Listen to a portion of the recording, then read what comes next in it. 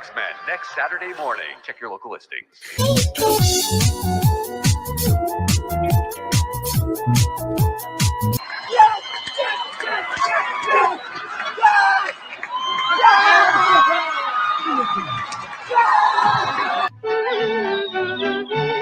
It won't take long when there's a song to help you set the pace. This is pathetic. Where we used to live.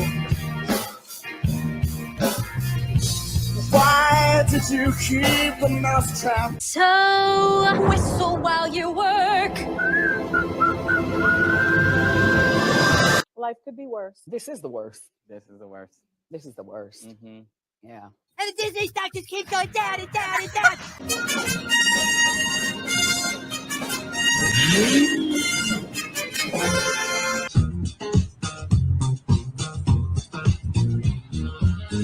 I'm bag of pixie dust. Contraband. Join in, folks. It's yodeling time. They're going to do the Mary Poppins thing. They're going to do it. They're going to do it.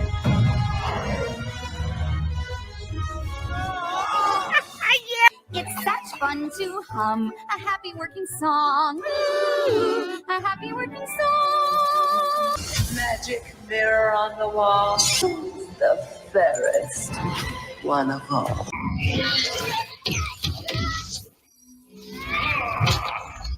Oh, bitch, you killed Kenny. You fat hoe. I get it. I'm not persecuted. I'm just an ass.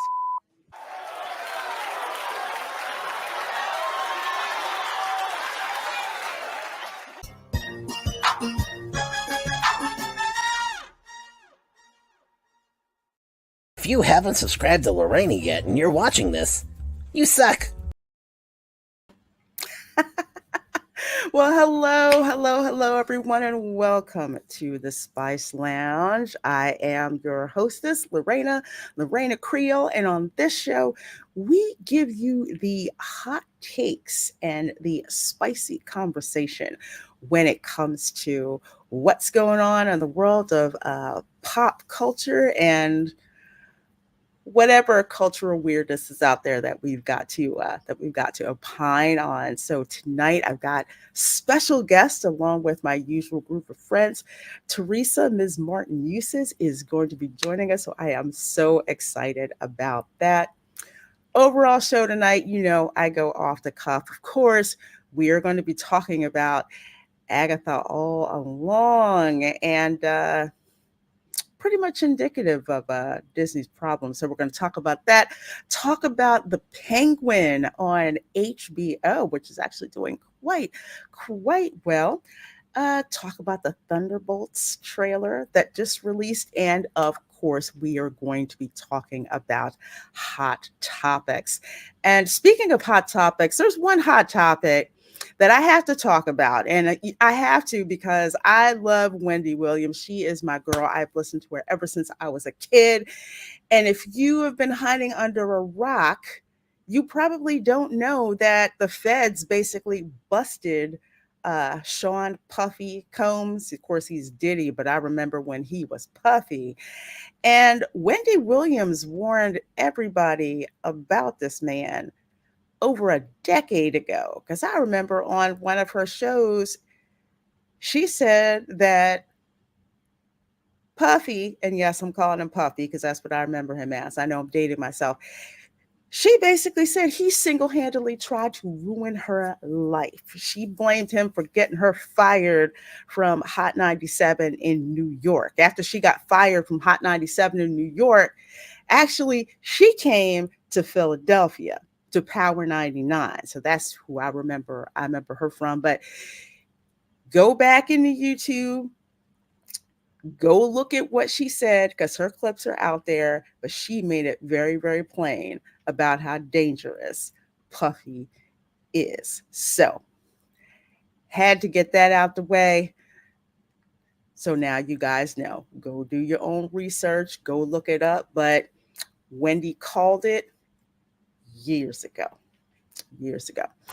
So now that we got that one, that one out of the way. Oh, they may have been thinking about it, but probably said, no, you know what? Nah, not with the puffs, not with the feds involved. And thanks for subscribing. Pikmin is cool.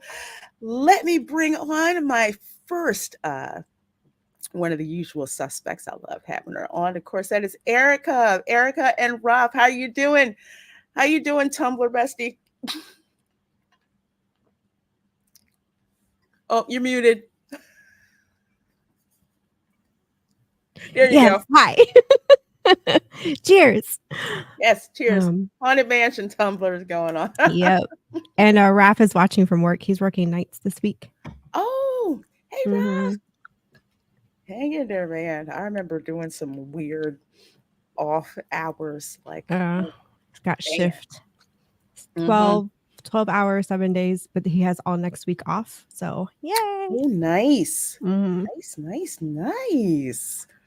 Well, I'm glad you're here hanging out with us. Love the different background going on. And I like yours too. I like the blue, and it brings out your skin tone. Oh, thank you. Thank you. And I ran out of glitter wallpaper, so I had to order some more. So I've got stuff kind of hiding where there's like masking tape and X's and all of that. I love that dark blue, and I love the sparkly.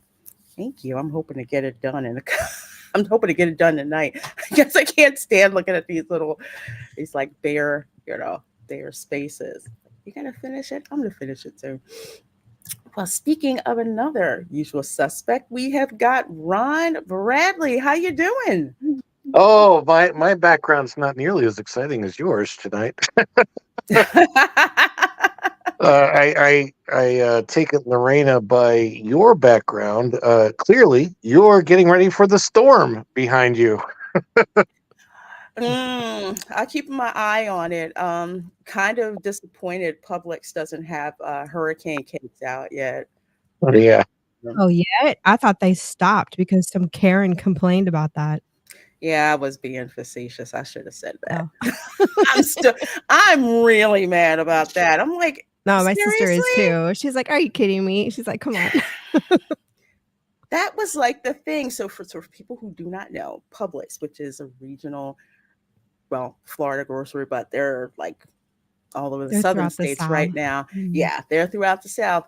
They had a tradition where if there was a hurricane coming, they would actually make cakes because you need snacks for your hurricane parties, So they'd always have hurricane cakes, and you always wanted to see the sense of humor that they had with these cakes, but some Karen got offended, and it's not funny. People die in these things. No, you die when you're not prepared, and you do stupid things like going swimming in the ocean in the middle of a hurricane.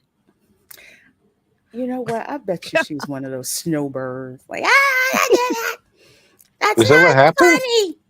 Did somebody go swimming? Oh yeah, it's happened before. Yeah, yes, it's happened before. Yeah, several times. There's always one village idiot in Florida that does. Yeah, at every hurricane season, there's always one. Yeah, that's okay. You're more likely to die on I-4 traffic on any day of the week. So, well, they do call it Death Highway for a reason. So it is the most. True. It is rated as the most dangerous interstate in the United States. Yeah, that is a fact. Mm-hmm. I believe it. There's a reason we call it the Thunderdome. That's what I call it.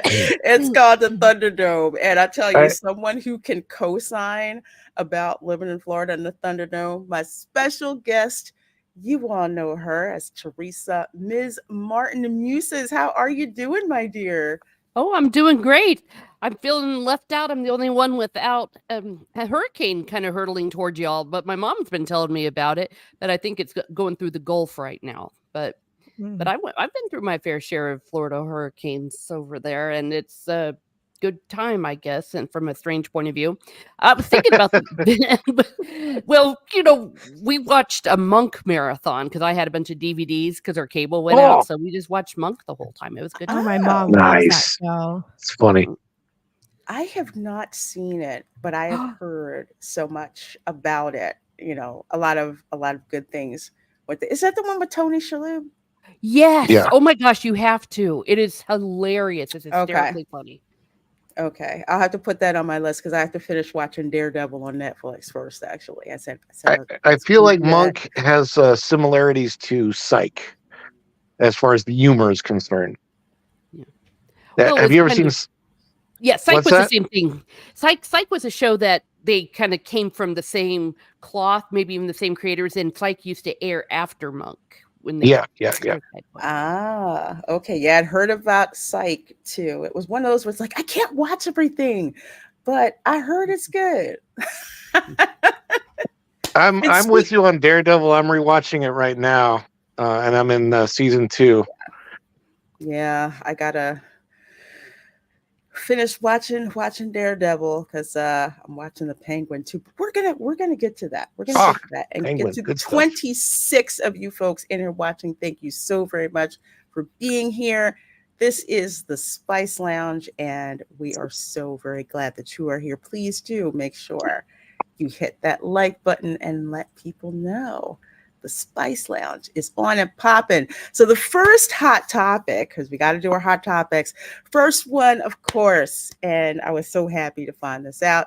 Today is if he still would have been living, the 88th birthday of Jim Henson. And I cannot emphasize enough how instrumental this man's creations were in my life. As a kid, my parents couldn't afford to send me to preschool, but we had PBS. So I would watch Sesame Street on repeat. It would air once in the morning on the Philadelphia channel, and then in the afternoon on the Jersey channel. So I would get to watch it like twice a day. And I learned so much so that when I started kindergarten, I was actually advanced. And a lot of that was due to what I saw on Sesame Street. And of course, The Muppet Show was just absolutely freaking. I love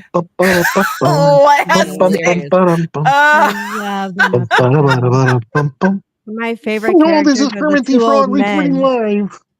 Statler and Waldorf, the original trolls. Yes. Yeah. Oh my gosh. That's why it's so cool to visit the Muppet Theater at Hollywood Studios. Is you get to be in the audience of the Muppet Show. I mean, with Statler and Waldorf right there, it's great. Mm-hmm.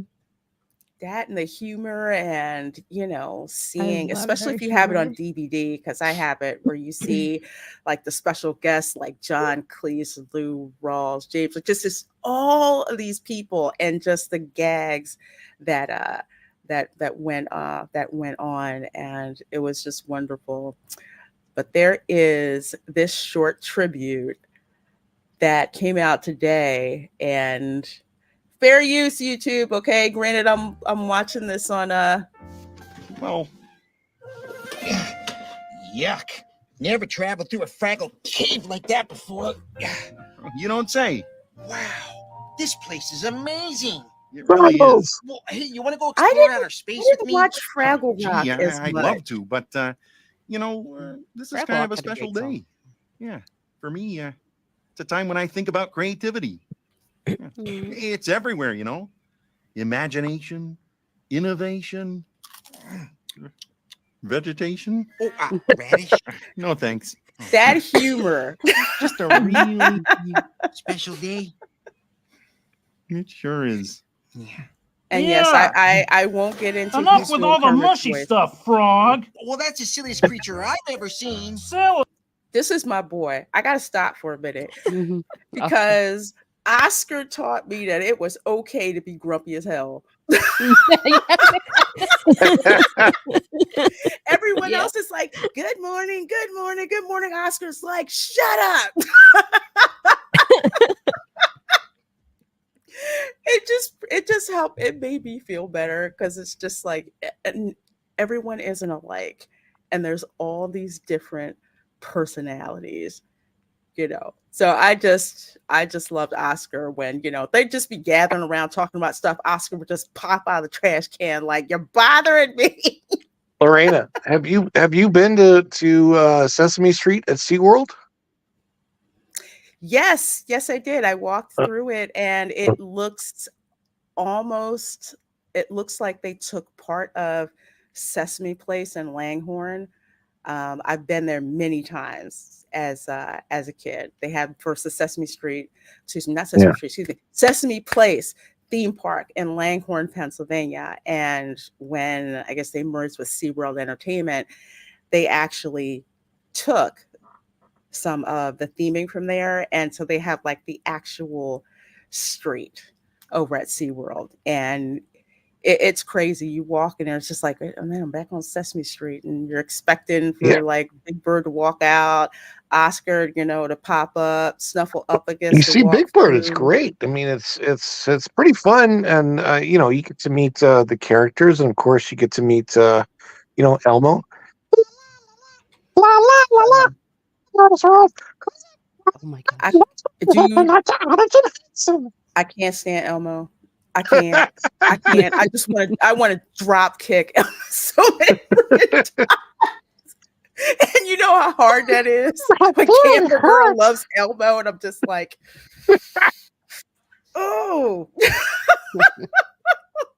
Did you ever hear Elmo's original voice? Yes. He's like, it first came on, he was like this. He sounded like Marvin the Movie Monster. He's the same guy who I believe did the Clarence update, which was way back in the day. The update for like the oh my gosh, for Young and the Restless back in the day. Yeah, Kevin Clash. His voice is like almost close to James Earl Jones. It's so freaking different. Yeah. Do I hate him more than Barney? Ooh. Yes, I do. Yes, I do. My dad I loves can't- Barney. I can't stand Elmo, but I'll tell you this much. I love Rosita. Why? Because she annoys the crap out of Elmo. So much Elmo's like, oh, okay, here we go. Who are you calling silly? Look, would you two beat it? You're ruining a perfectly rotten day. Come on. There's a pond with good flies over this way. Oh, well, I hold the flies, but I'm always up for a swim, eh?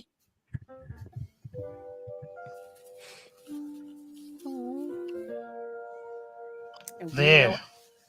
That's better. Oscar loves his trash.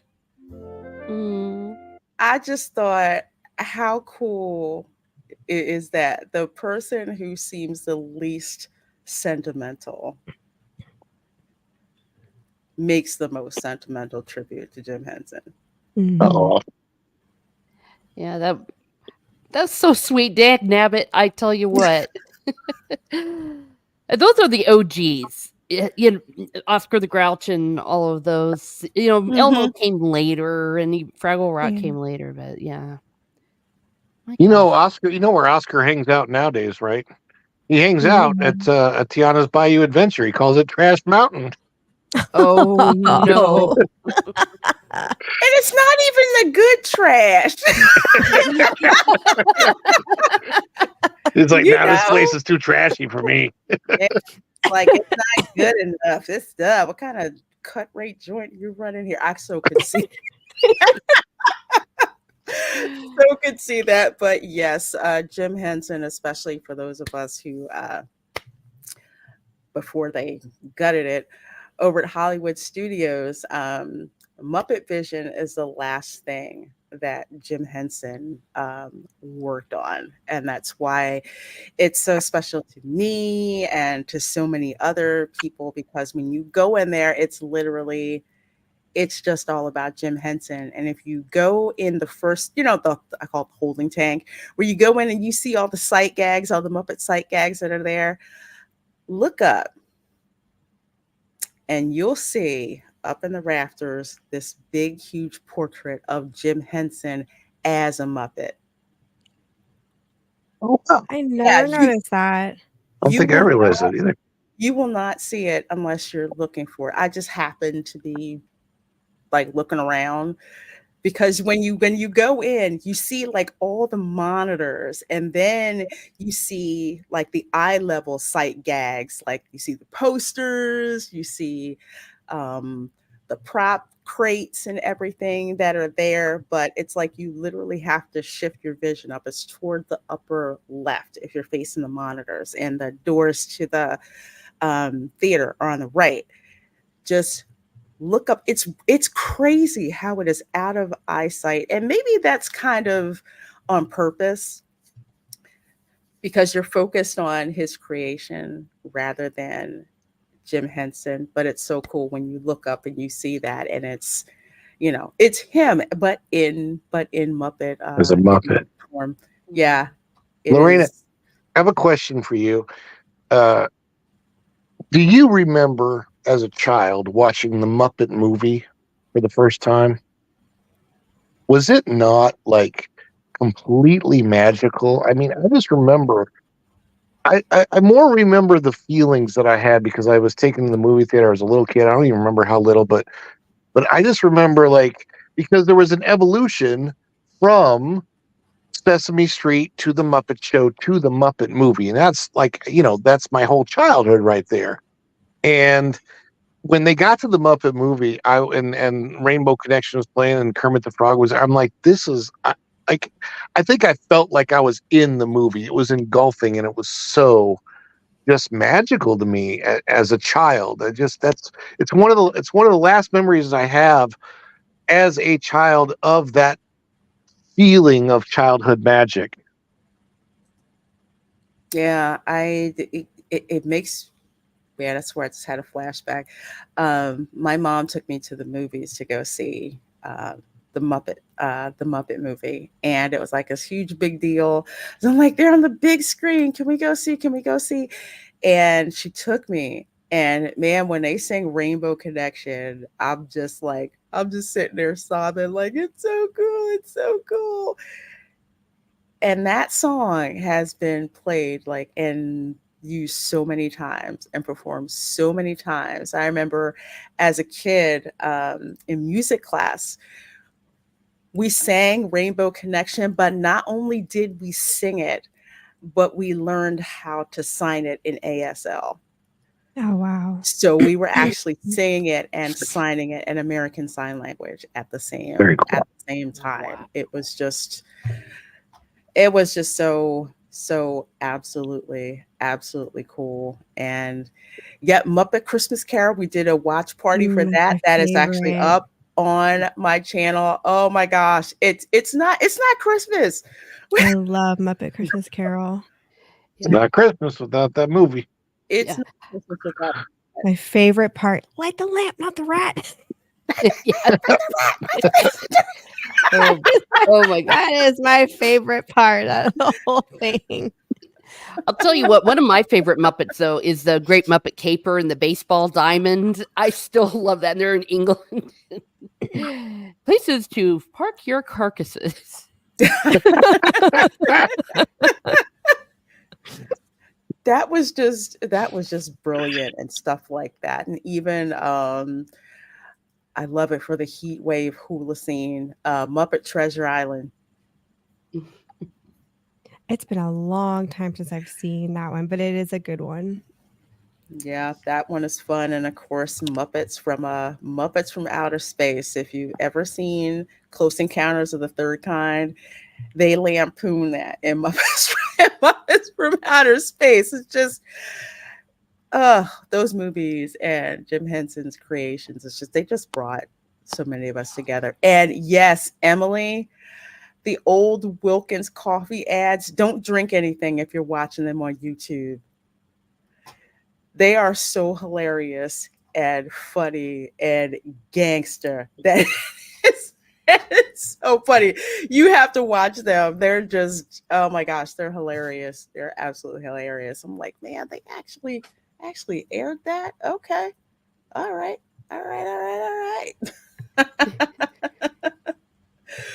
Well, going from that to our next hot topic, of course, would be the Thunderbolts trailer.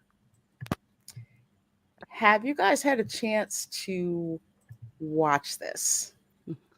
Yeah, I fell asleep.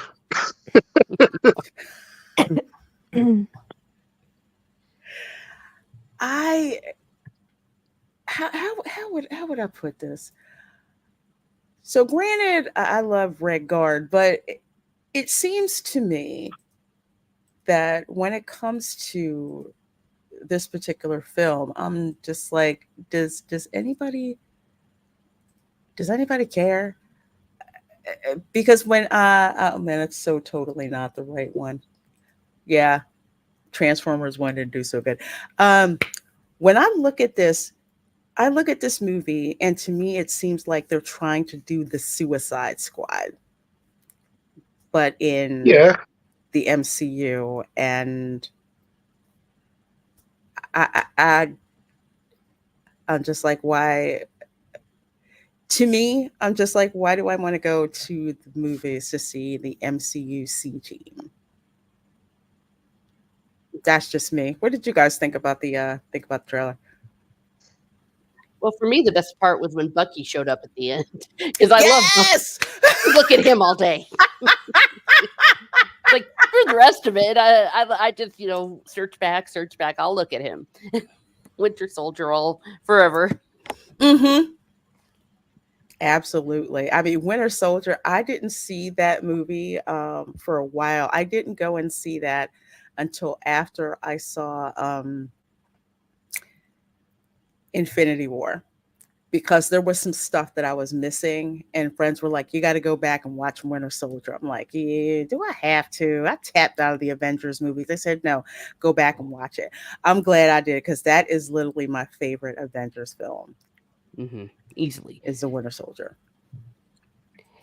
So good. And he's so good.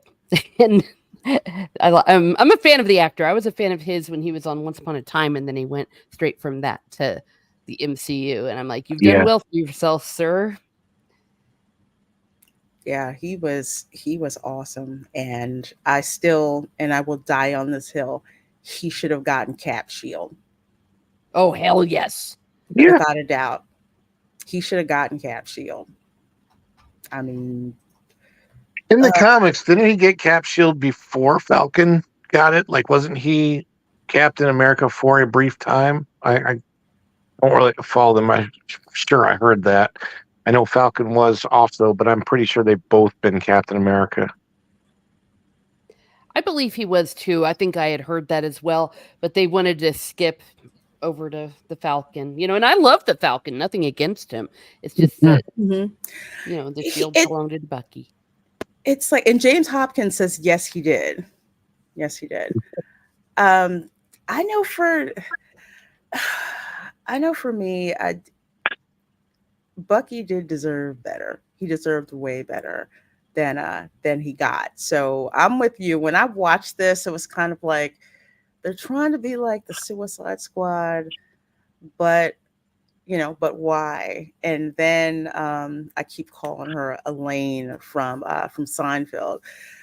Basically says, well, there's good guys and bad guys, but in reality, it's bad guys and badder guys. I'm like, okay, that line in itself is not too bad, but I don't care what happens to any of them. I didn't care at all until Bucky shows up on the bike and basically blows up the car that they were in. I'm like, okay, but I can't sit through a whole movie of this just waiting for Bucky to show up. But I will, because I have to review it.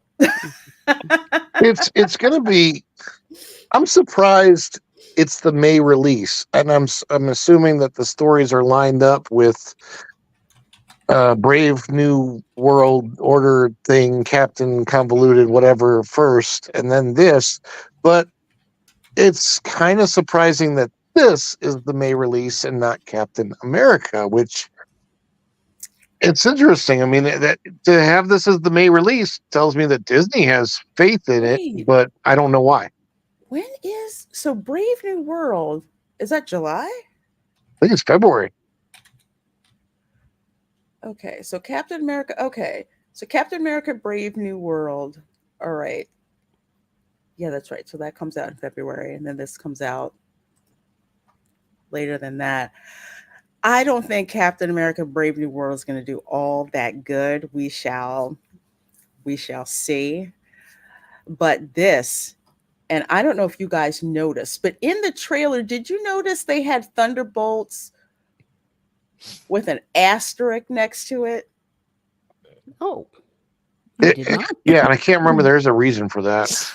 Yeah, I don't know. Oh, I love that part. Ooh, Should yeah. have updated. Put that on a poster. I was like, hello. Okay. Suddenly the trailer got good. Yeah, I did. Yeah, Madam Hydra. Yes. Although I do like what she looks like, though. I love her haircut. It looks really nice. It got spicy. It's very, very, very, very, very. Yeah. I still think of her as the woman from National Lampoon's Christmas Vacation. Well, if you're not man enough to go in there, then I am. Another. I know she's Elaine. She's also on SNL. I always see her as Elaine. I can't help it because of Seinfeld. Mm-hmm. And that makes me wonder, who would Will Ferrell play in the MCU? Oh, gosh. That would be funny. He should have been MODOK. That would be interesting. I could see him totally as MODOK and not that sorry ass guy that he did. Yes, the poster was apparently made with AI. Who was it who had the six fingers? Somebody had 6 fingers. I forget which one. In the Thunderbolts poster? Yes, in the Thunderbolts poster. I don't think I've seen it. It is nothing to like write home about. It looks flat. It looks boring. And we're gonna find out. I think Bucky. Who's it? So this guy over here. That's a weird looking six poster. fingers. Is it? Yeah.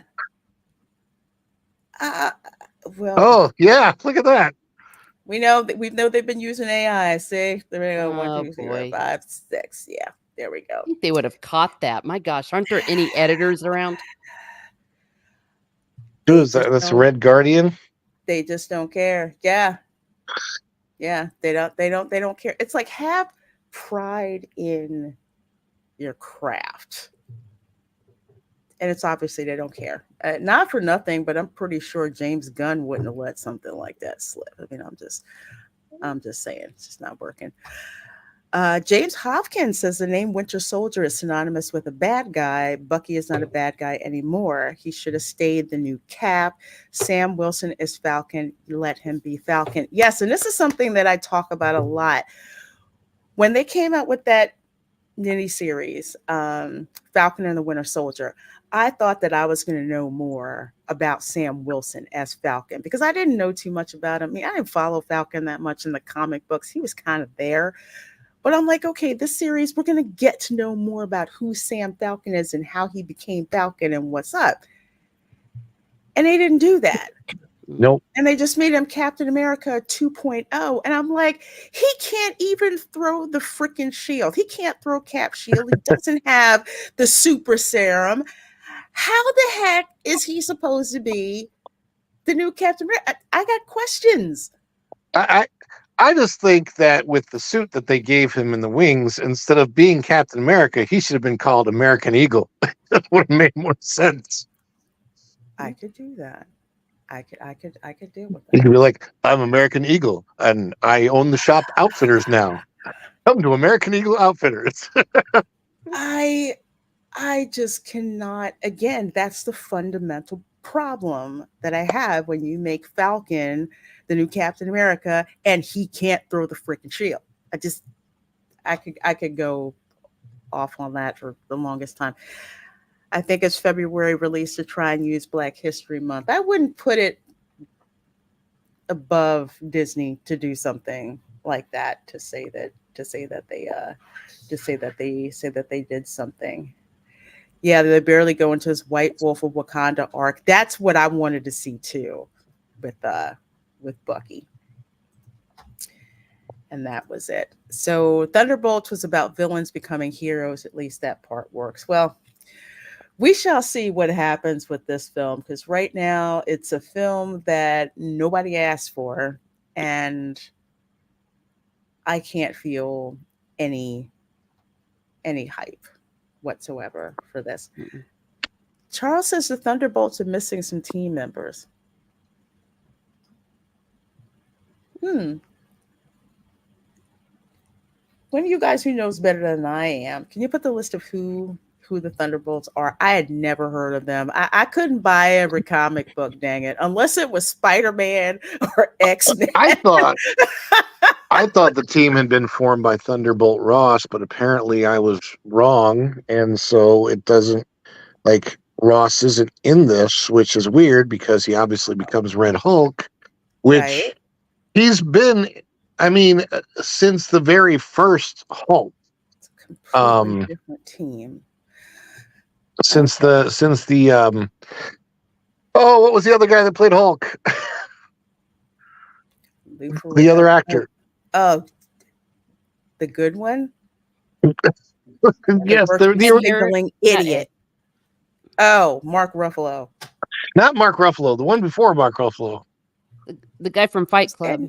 His name is escaping me. Ed Norton. Norton, yes. Edward Norton. Anyway, I mean, it's the Red Hulk has been in the works since Edward Norton's movie, and I mean, we've been expecting it so many times along the way and never got Red Hulk until after that actor who originally portrayed him passed away. It's just it's really sad to me that's what the MCU has come to, and I don't know. It just stuff like that bothers me. Norton and was also, the why best didn't they Hulk. recast T'Challa? Oh, well, that could be a whole nother show. I know. Because they're lazy. They're lazy. And I will die on this hill. Edward Norton was the best Hulk. I can't freaking stand Mark Ruffalo. I cannot. He sets my teeth on edge. I don't like him. But anyway, this is going to be interesting. I think they came up with this idea after, oh my gosh, after the Black Widow movie that people had lost interest in when they finally decided to put it out there. I think this is when they came out with this. So the original release for Black Widow was, if I remember, was it April 2020 that it was supposed to come out? Mm-hmm. So yeah, so I'm assuming the movie that we saw when Black Widow came out was already in the can. That was the same movie, and they didn't touch it. They didn't go back in to re-edit. They didn't go back in and look at it.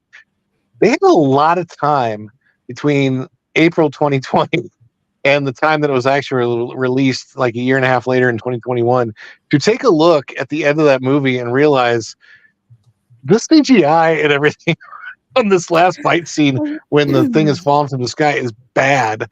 And I mean, they had a lot of time to fix it, and I can't believe they didn't, because in a lot of ways, there were a lot of things I liked about that Black Widow movie, but then there was a lot of things that I was like, this could have been better. Well, they were doing WandaVision, so they're probably like, we don't have time for that. It's done. Eric Bana's Hulk, he was okay. He was okay. I can't say I didn't like him. He was very green. Right. Yes, he was very green, and he was okay. Oh, wait. Was that the Ang Lee version of Hulk? Yes. Okay, that's why I wiped it from my brain. I hate that version. I hate that version with a freaking passion. It's so bad. I don't even like to acknowledge it. But what I will acknowledge definitely is the Penguin, which is now on HBO Max. They did the first episode, dropped I think last Thursday. I just saw it on Sunday, and apparently it's going to be dropping episodes every Sunday for the rest of its run. So, according to the Batman Film News handle here on X, 3.2 million U.S. households watched the Penguin premiere in the first 4 days of release. For comparison, House of the Dragon had 4.8 million. That's also on Max. Lord of the Rings, The Rings of Power, had 1.8 million. They got what they deserve. Jeez. Completely. Oh, I gotta go to Teresa for this one. Girl, tell us your unvarnished opinion, unfiltered opinion on the Rings of Power. Well, it objectively speaking is a terrible show. Forget all the things about Tolkien and what they're doing with his work and doing with his story. It is so boring. I'm having trouble even getting through it because I can't even bring up the energy to hate it. It is that boring. But it is ill-conceived from the very beginning because they do not have the rights to the story that Tolkien wrote. And so even though we have the story of the Second Age, we know what happened with the Númenóreans and all of these characters. They don't have the rights to talk about it. So they're like, we'll make up our own story because we can write the story that Tolkien never wrote. Meanwhile, someone's out there going, and I'm going to write Beethoven's 10th Symphony. It's like, it's impossible. You can't do it. Teresa is like my consigliere when it comes to Tolkien because she knows it all. I'm a Tolkien normie. As the fantasy didn't really interest me as much as sci-fi, but I saw the Hobbit cartoon. I freaking love that. That first Hobbit cartoon, that is the genesis of the Studio Ghibli anime studio. That's how they got started, was with that one. And you can tell with the style. I freaking love it.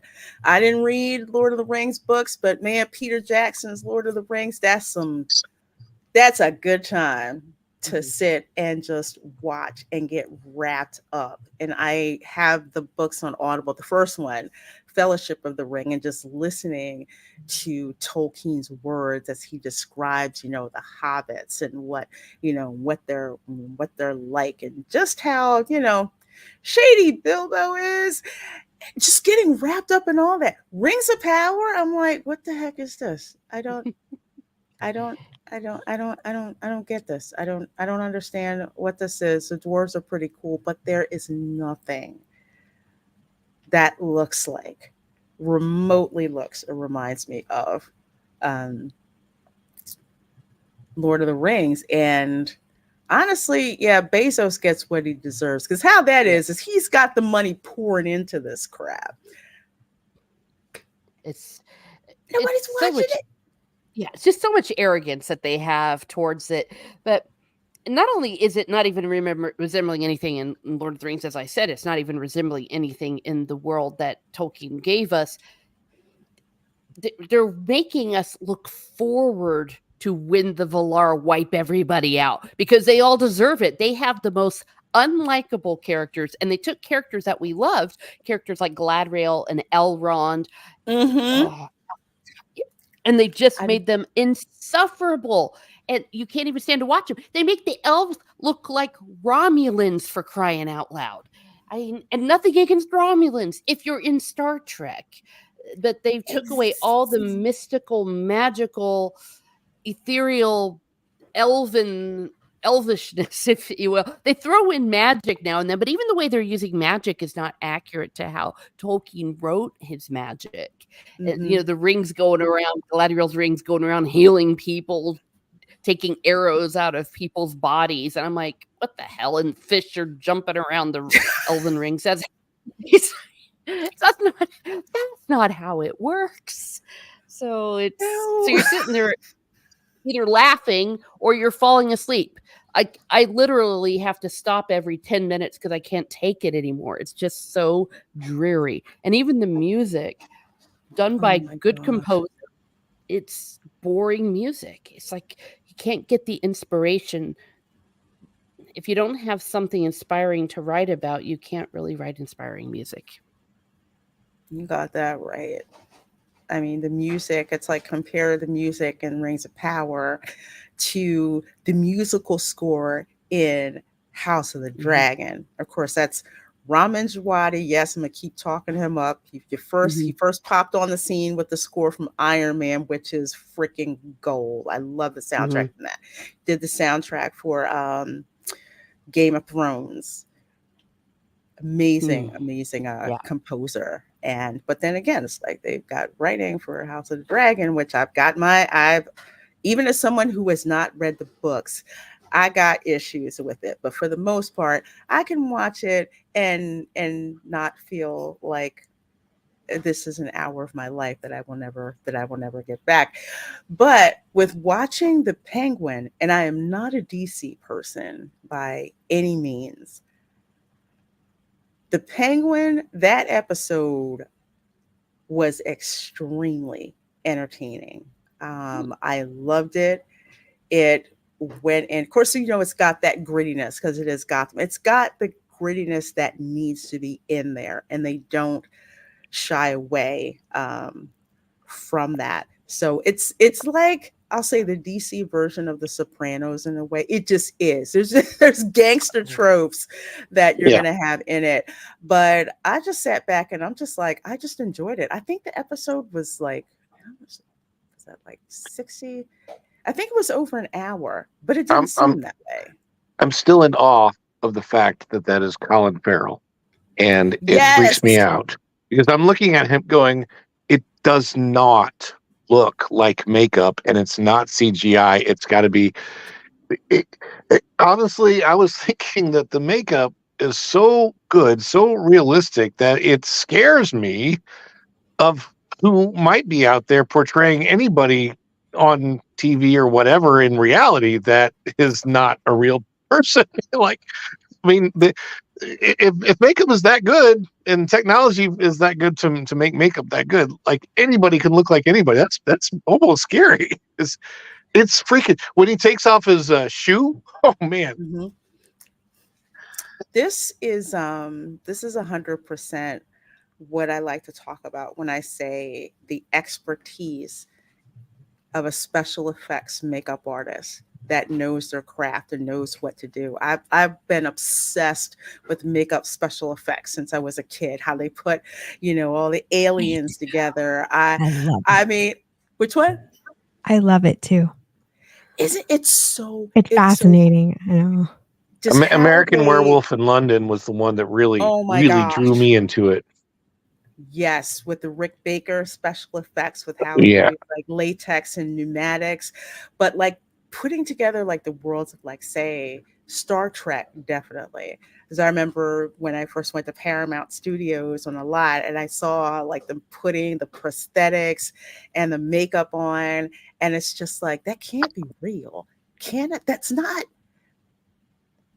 who. I mean, seeing how they put the makeup and prosthetics on for a Cardassian from DS9, I'm just like, this is amazing. But someone who knows their craft can make someone unrecognizable.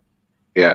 It's just like, I can't believe that it's them. And it's just, man, it's just amazing. And the kind of to stuff top it off with his acting.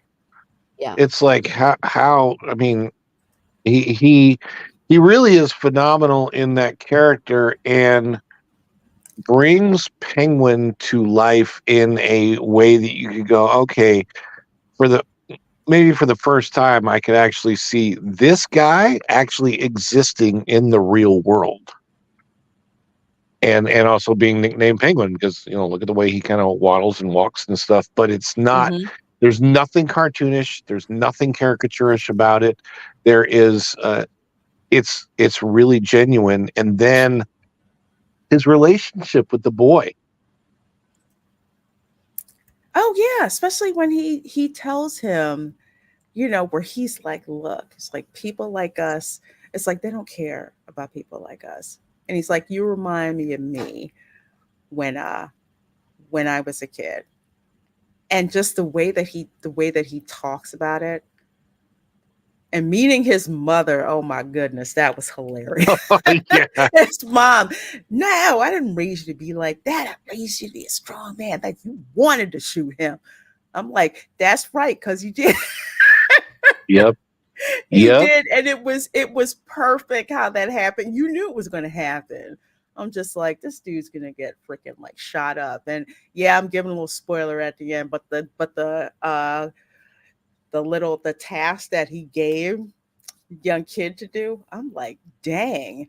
And then when he starts talking about, well, I know you wanted me to like cut his head off, but then I kept thinking, and he starts going into very graphic detail about it. It's like, Yeah. oh, yeah, okay, all right, we can see he was overthinking it. But yes, Clancy Brown, Mr. Krabs was in. Oh my gosh, fantastic! Yeah, wasn't he great? These are just some. everybody was so well cast, and this is one of those series you watch and you go, oh my gosh, it is so refreshing to see acting on point, casting on point, writing on point, the story on point, like all of it.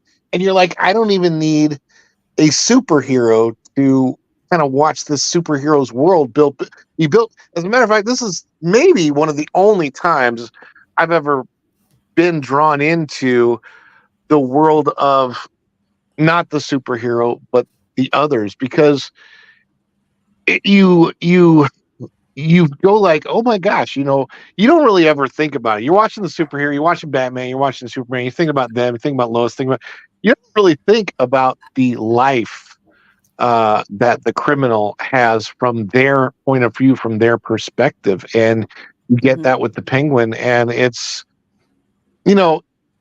very, very different. He's not trying to be the supervillain. He's trying to exist. He's trying to deal with the hand that yes, life exactly. dealt him. Exactly.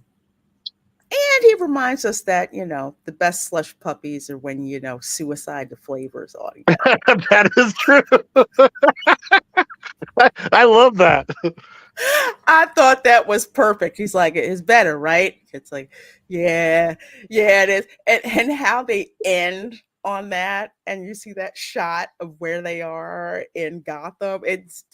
I'm like, I can't wait for the next episode. This is freaking amazing, and I'm going to be watching every darn episode of this one again for Colin Farrell's performance. And I know we're going to get to it, but this is the major difference. This is the major difference, because right now you got this dropping and Agatha dropping side by side. I don't want to watch the next episode of Agatha. I have to. I'm going to be part of the watch parties, whatever. But I don't want to. There's nothing in Agatha compelling me to go, oh, I really need to know what's next with the guy who's obviously a poorly miscasted Billy Maximoff when you already had one, and whatever else and them. I also hate that Marvel and all of Disney right now. What with Disney just saying, "Oh, it's the gayest whatever." I mean, like, how does that make any property better? It's so weird, and also a once known as a family friendly entity is advertising things that way. I'm like, I don't care. I get, you have a character there who, if it is who it is, he's gay in the comic books. Who cares? If it's a good character, we don't care. You don't have to throw it out there that it's that way, because honestly, you're really just turning people off. Yeah, and nobody. Have you ever heard somebody go, "Oh my gosh, this is the straightest thing that we've ever done. We are so proud of the straightness in this property"? No, you don't advertise things that way. You just go, "Hey, it's a good story." You're right. But here's the thing. I think I know why they did that. I know why. It's just dumb. Well, it's a shield. There's another reason besides that too. But we'll get to that. We'll get to that later. But yes, speaking of shows I don't want to watch, but when you're in this sphere, in order to be truthful, I gotta get like 2 glasses of wine and sit down and actually watch this. And of course, that would be Agatha all along. And I pretty much feel like this reviewer, Randy, not Randy from the Jacksons, Randy Jones of RogerEbert.com, who says Agatha all along wastes supernatural powers of an excellent cast. Teresa, you had a chance to watch Agatha all along. What are your impressions of the show? Well, I hate to say this, but I have to be honest. I didn't mind it. I watched the first 2 episodes. It wasn't like The Rings of Power where I lost the will to live. I was entertained. I gotta agree on that. Yeah. Oh my god. I don't. Maybe it's me, because you know how they say to Marvel fans, it wasn't made for you. Well, maybe this was made for me, because I loved the true crime stuff. I didn't want that to stop. I'm like, screw the rest of this. Go back to when she's a detective in that world. And I did enjoy people like Patti LuPone, but I mean, I can't say I hated it. But I have been informed that it's not very Marvelish. And of course, the publicity people ruin everything. So it's poisoned, I think, a lot of people's impressions of what they're going to be seeing. Erica? Yeah, I'm sitting here still trying to figure it out, because I watched it tonight, both episodes. And I'm just sitting here like, I'm not hating it, if I'm being honest. I'm not like, utterly disgusted with it. But I am just still trying to figure out like, what is it and where is it going? I feel like they didn't establish a whole lot in terms of, or it could just be me. Maybe I'm just, because I'm always late to the party, it comes to these things. Now there's a whole host of like opinions when it comes to this show. One of the reasons that I love having the show is to have a whole bunch of opinions, because I tell people, I don't tell you what you should or should not watch. I just tell you what I think about it, and what my panelists think. My panelists think about it.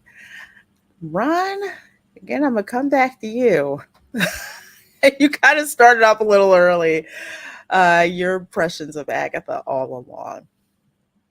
It's funny, because some of the parts, like when I was on the panel the other night with Pro, I was actually more interested in how it began, and everyone else was like, "No, it gets better in the second episode." Not that that's fine, but I thought I was interested in how did she end up a cop? Because when they left off, because I really liked WandaVision. I had a very, very good time with WandaVision. If you remember right, WandaVision was after the drought, the Marvel drought of the pandemic. First thing that came out. And it was very creative, it was very well done. And of course, I love Paul Bettany. Oh my gosh. I mean, Paul Bettany can act all over the place. She's great. So, and Agatha Harkness's character was interesting, and she was left in an interesting place. So from there to here, I was like, how is she a cop? Because, and I honestly still don't get, I understand that that's the whole mind trap thing that she was in from the spell that Wanda put her under, except Wanda didn't say anything about her. Like, that character, the character of the neighborhood busybody, would not have been a detective. That it like, it's just weird. It's just like, I still can't wrap my head around how they ended up going that direction. I just found it to be not particularly great writing, honestly. And then we got to the whole, and I didn't see The Acolyte. I haven't watched The Acolyte. But I'm assuming that the when they got the sisters together, the coven, and they were doing their, we're gonna open up this portal, so we have to sing 5 verses of this weird witch hymn thing. I'm assuming that was kind of like the power of one too many thing in Acolyte. I don't know. At But least they it was like, harmonized in this one. It was yeah, like it was very it sounded what a is it lot called? better. I think it was auto-tuned. It was kind of weird. Do you guys remember? Because and again, it's like they're trying to do Once More with Feeling from Buffy the Vampire Slayer. I don't know if you guys I never saw that, but that was the episode where everybody sang. It was like this demented musical that they were all stuck in. They were in some kind of spell. Shows would do that. It was like a 90s thing. There was always one episode, I swear, in every show that had to be some kind of Broadway thing. I never watched them. This one, it was like a bad stage play that they were like stuck in. And it was funny because they like broke out in song, but it wasn't that they wanted to. And that's the part that made it funny, because they didn't want to do that. But with this one, it's like they all get together and just like sing this song. I'm like, is this? Oh, I know. I'm like, okay, granted, the stage show Wicked has songs in it. It doesn't translate to this. I just kind of, it didn't seem like it fit. And I agree with Ron. My major point with this is the writing is just not it's not very good. And it makes me angry because it could have been so much better. Point aside that the Agatha Harkness character in the comics is much older, from what I understand, because I didn't even know who she was.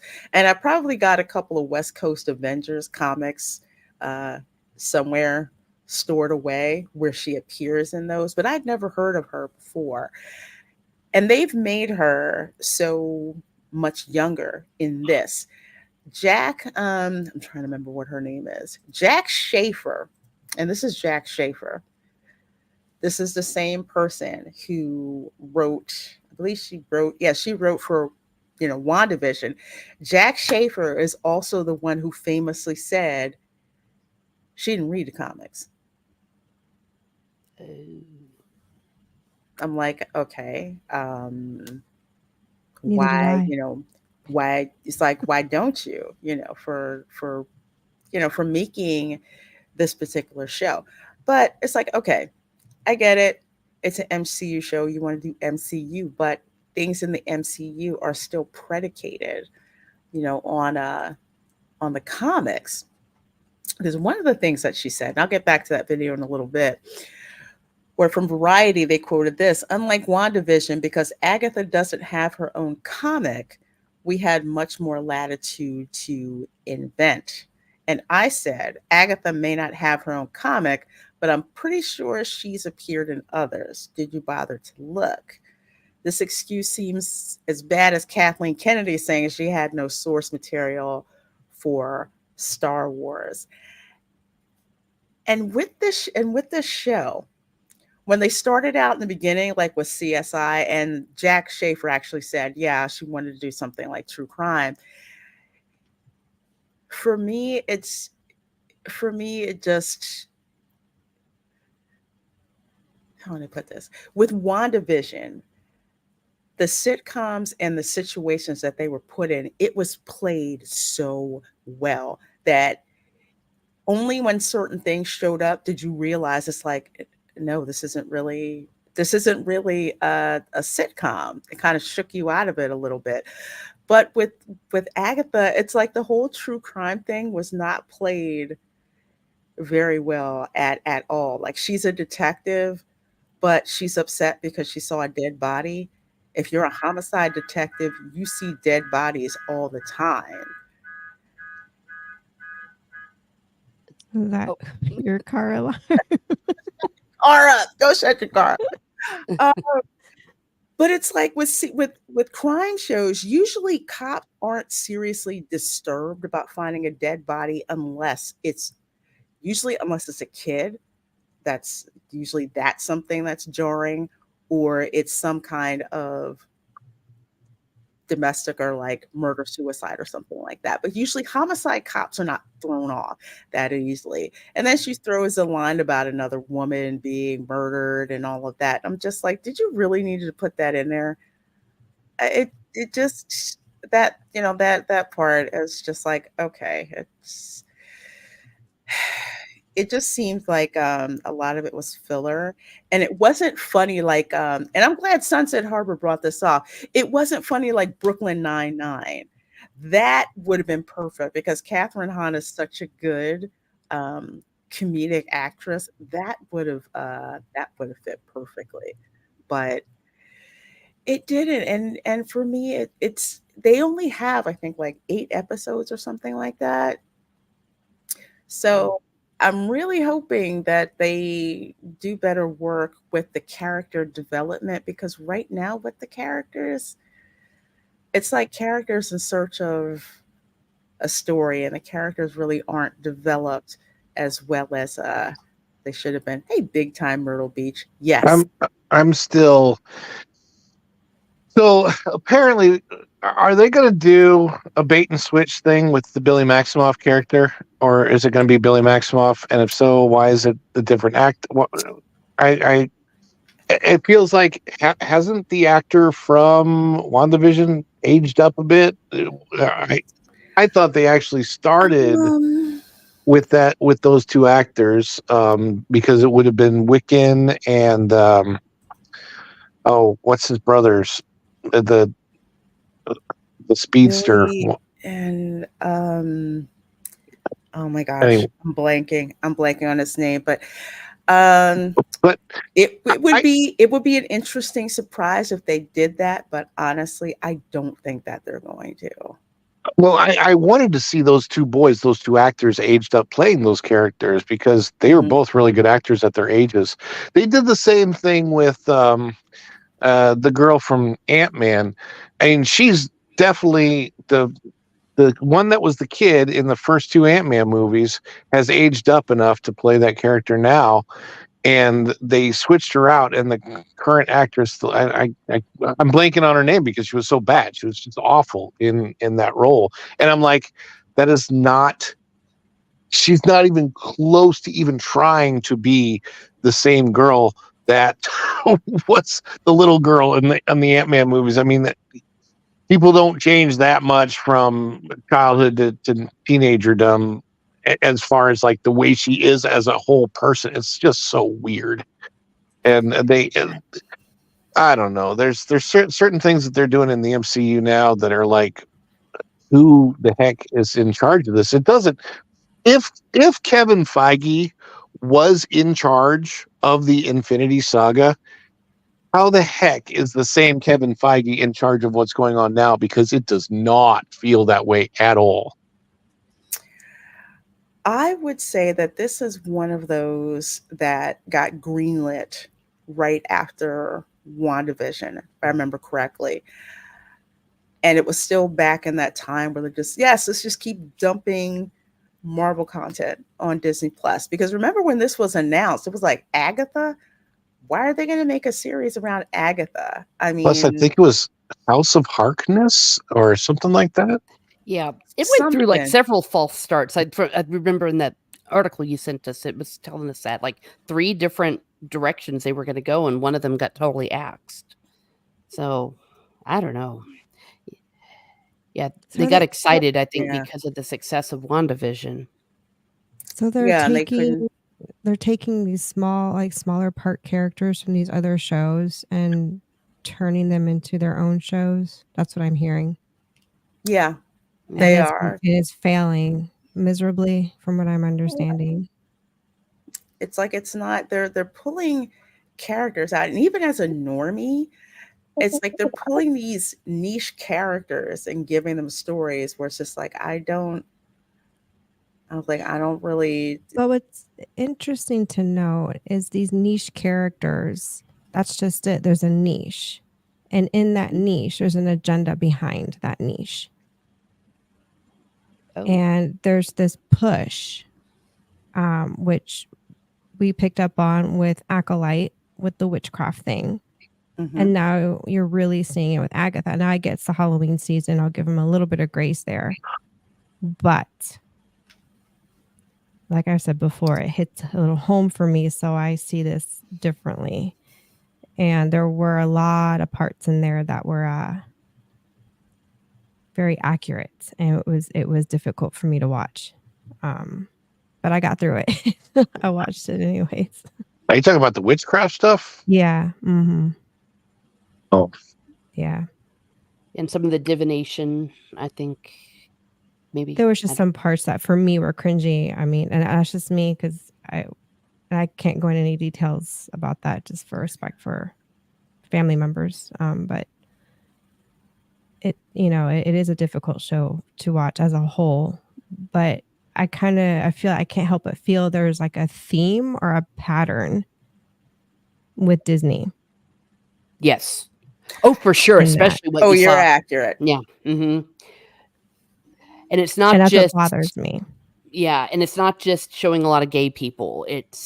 There's the whole.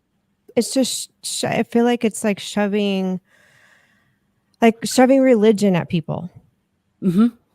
And ideologies, and and just like it's being forced. But in this regard, it would be in the witchcraft sense, not in the LGBT sense.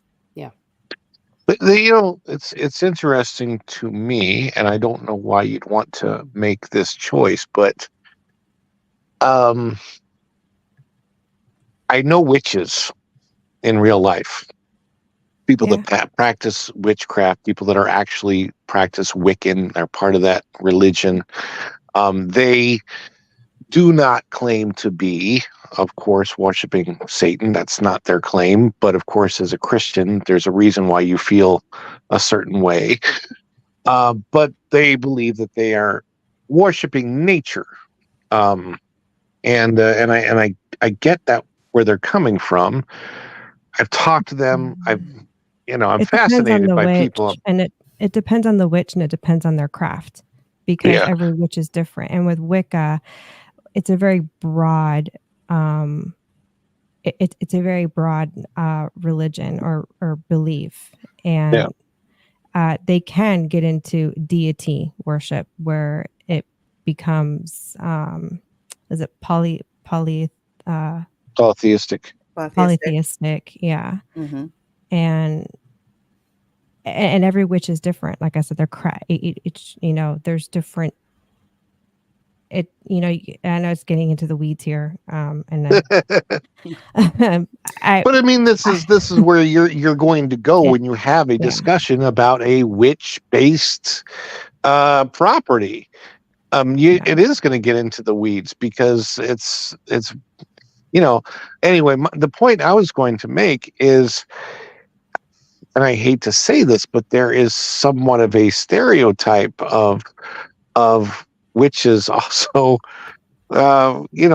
being attracted to the same gender person. And I'm like, I don't know how that community looks at that. Do they know that stereotype? Are they playing into that stereotype with this?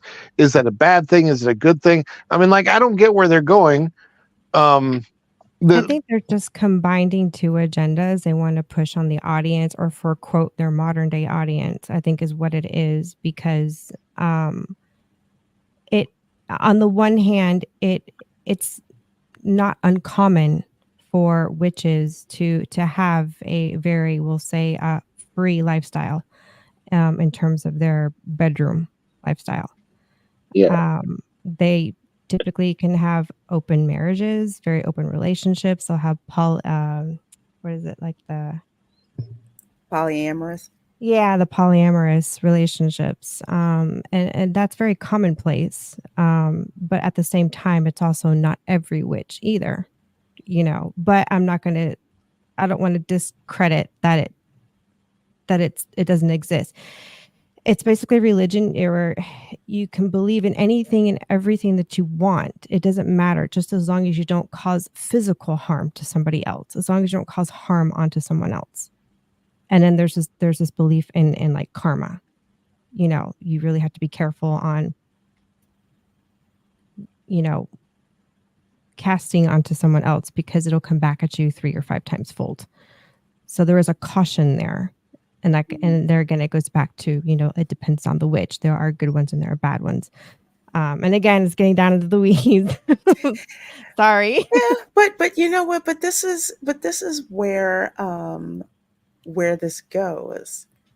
But I wouldn't You put know, my when this- family in front of this TV. I would be stopping it at every scene and having a conversation with my kid, you know, or my grandchild about, you know, this is completely. Oh, yeah. And I agree with you because there are parts in this where I'm like, okay, you're going outside of, and we'll say the stereotype, the trope, like in Hocus Pocus, like in Halloween Town, like you Yeah. see in cartoons, and you're going into more of a, I will say, ritualistic portrayal of witches. It's like I know of some. I know of some that do practice that. I have ancestors who burned witches at the stake. Okay. And I think that if you see the stills, and I think this is where they're going with this, and they're going to make a point with this, you will see the stills about the Salem witch trials, because in the 1600s, getting accused of being a witch, that was not something that was taken lightly. You started wrong and they thought you were a witch. My Yeah. older sister's a natural redhead with hazel eyes. And we've had this conversation and she's like, you know, if I lived back in that era, they would have labeled me a witch just because of the way I look, because I'm a natural redhead and I have technically green eyes. And it wouldn't have taken much in that era to have been accused of that. No, I mean, watch, oh my gosh, was it The Pit and the Pendulum?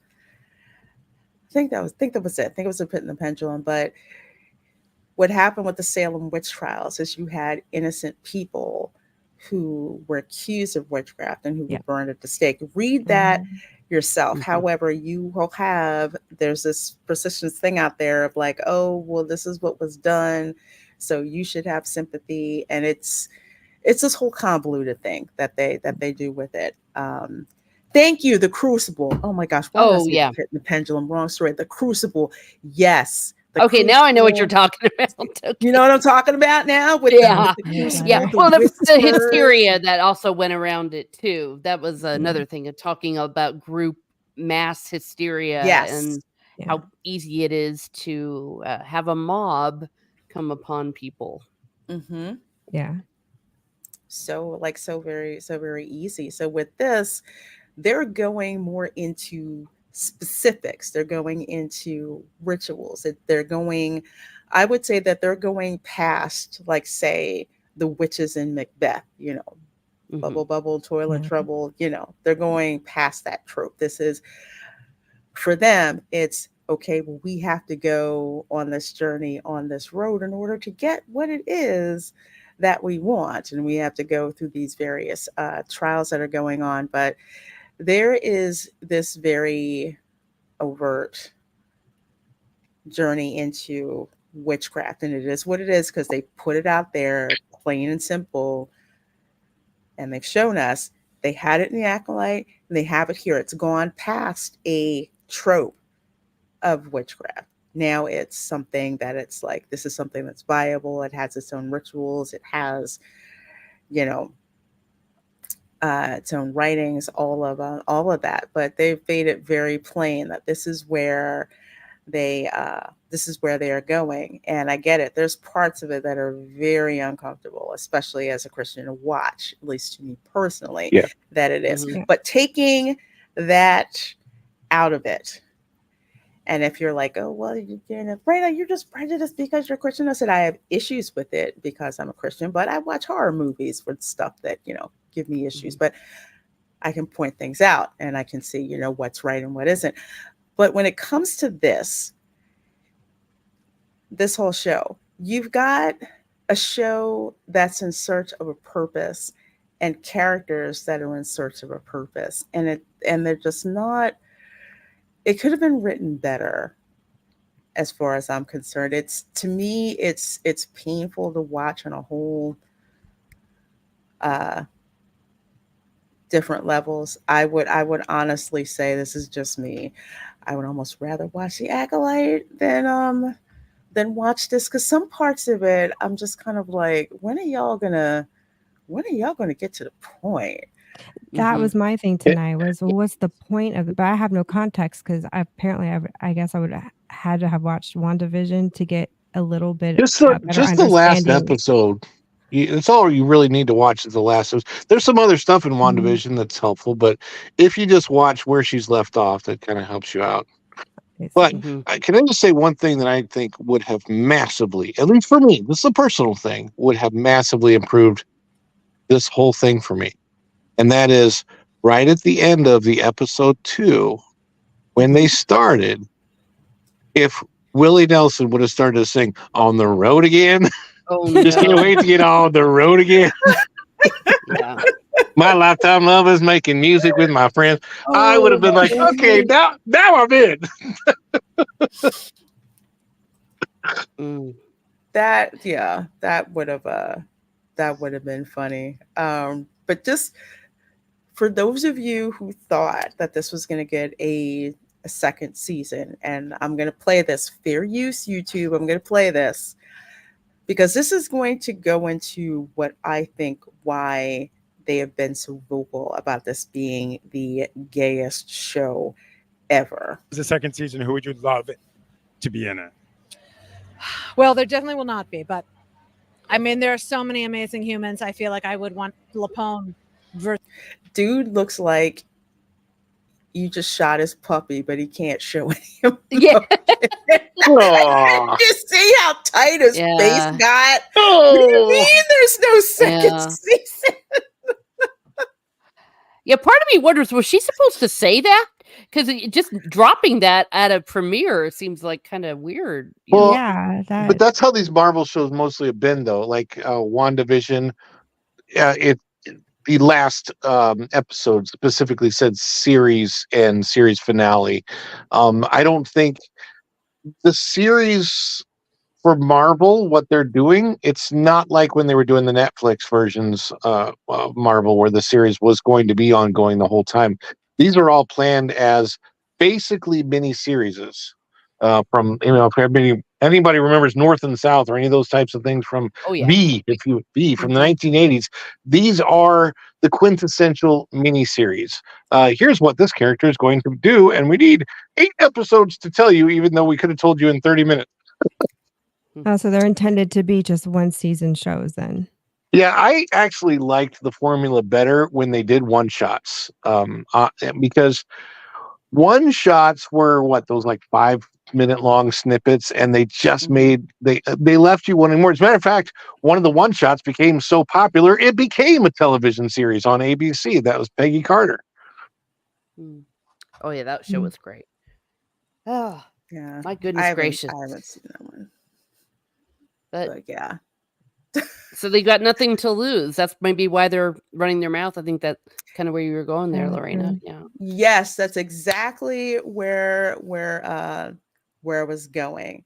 So if it's just one season, it's like, what do you have to lose by saying the most outlandish, inflammatory, incendiary things like, this is the gayest show ever, and I hope so because that's what I signed up for, and you continually harp on the fact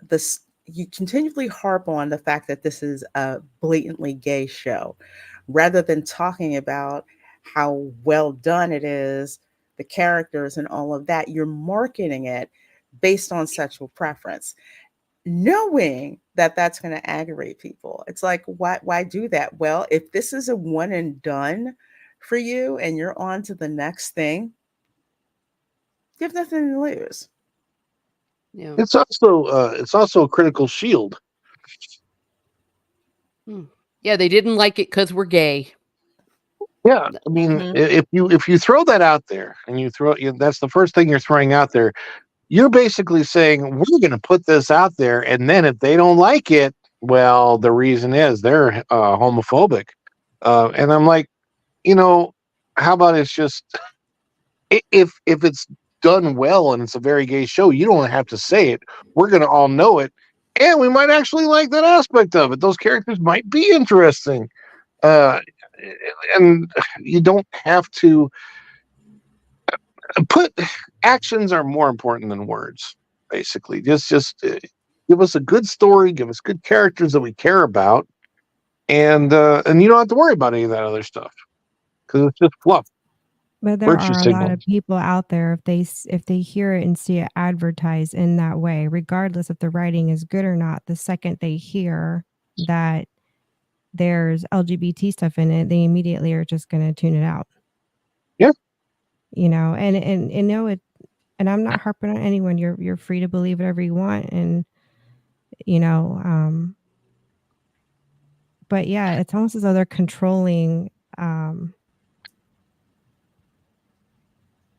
can't put it into words. It's like they're controlling a narrative, or they're wanting. Like they know. Erica, I can give you. Like they're I give you the exact opposite.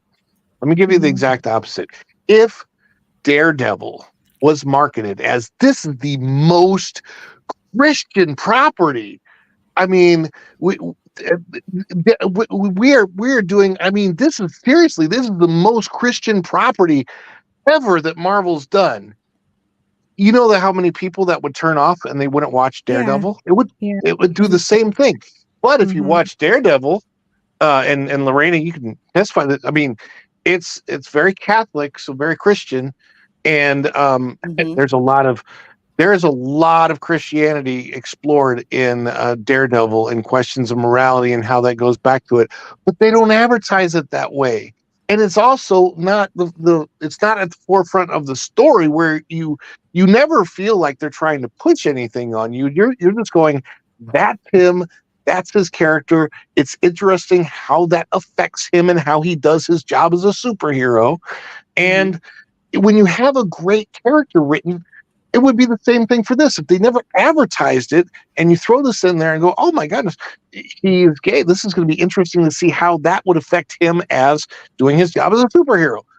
If it's in the story, it's fantastic. It can be great. But if you're throwing it out there first thing, it sounds like some sort of a shield. And if you did that for Daredevil, you just said this is the most Christian thing ever, and then a whole bunch of Christians didn't watch, or a whole bunch of anti-Christian people or people that don't like that didn't watch it, then Marvel could have come back and said, well, of course they didn't watch it. They're anti-Christian. Obviously, they're not going to do that in today's day and age, but that my point is it's the same thing. Yeah, just in reverse. Yeah, I think and so why do they do it then?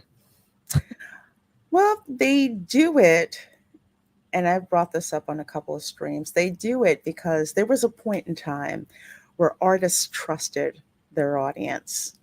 When I think about films like Philadelphia, I mean, that was about AIDS, and that was the overall arching thing of why people wanted to see it, because of the strong performances.